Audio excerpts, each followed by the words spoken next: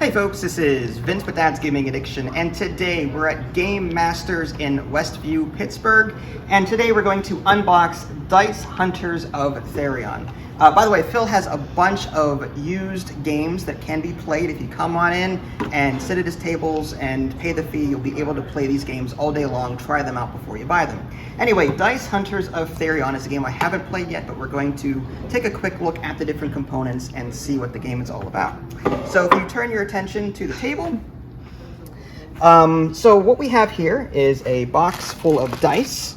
As you can see, there's yellow dice, white dice, red dice. There are different coins. There's wanted posters here. They come in different values, 5, 10, 15, so on. You've also got player boards. There's a total of 4 of them. Each player will get one of these boards. They will also get 3 white dice, but also put 3 yellow dice and 3 red dice on these boards in order to possibly earn them in the future. Think of these dice as adventurers. They're going to be rolled in order to get coins and to fight for these bounties and so on. So let's just go ahead and take a quick sample roll and see how this all looks. I'm going to just play as this player right here, and it plays like Yahtzee in the sense that you're going to roll the dice that you have, and you can re-roll up to 2 more times. And what you're trying to do is just figure out what kind of result you want to get. So there's going to be some active bounties out here, and the number of bounties may change depending on the player count. And the active player will take their dice. In the beginning of the game, it'll just be 3 white dice, and roll them. So in this case, I got a lot of coins. Now coins are good because they actually serve as victory points.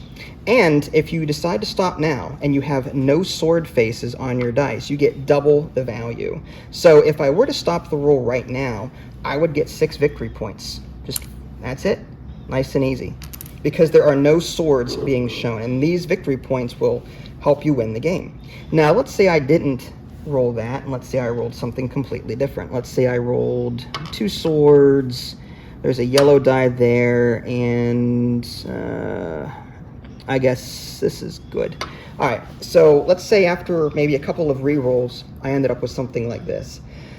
So these swords are assigned to the bounty that is on top, and essentially you're sort of bidding or fighting to have the most swords, so that when your turn comes around again, if your dice are still there, then you win that bounty, which is kind of cool. In a 2-player game, it has to go around 2 times completely, and that's what these components are here. These are dual tokens, so that it sort of signifies in a 2-player game that you have to get around twice before you can claim this bounty. But in a 3 or more player game, just going around 1 time, if your dice are still there, you can claim this, and this serves as victory points for the end of the game. In this case, this one counts as 10.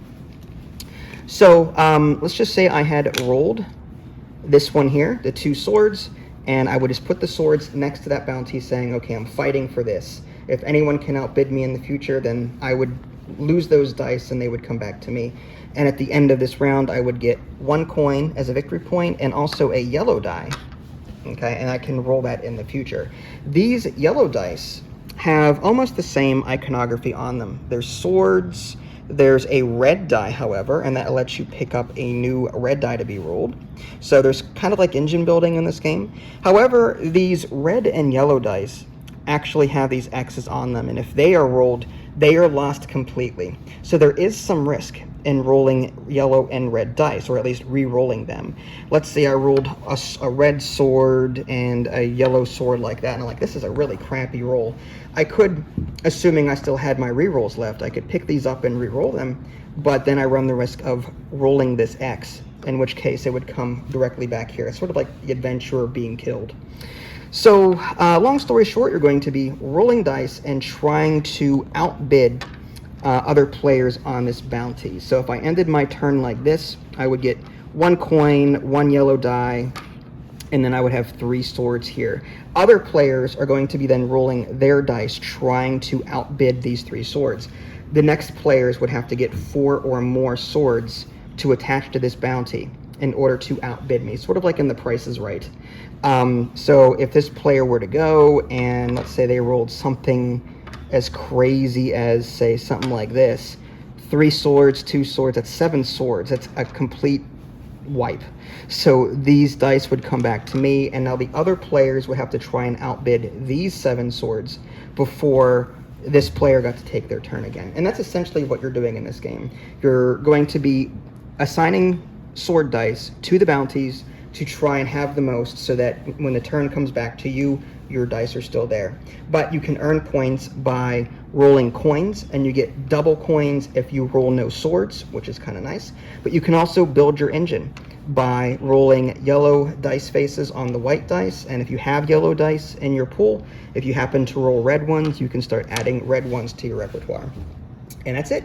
And once all of the bounties have been gone through, players will count their victory points, and whoever's the most wins the game.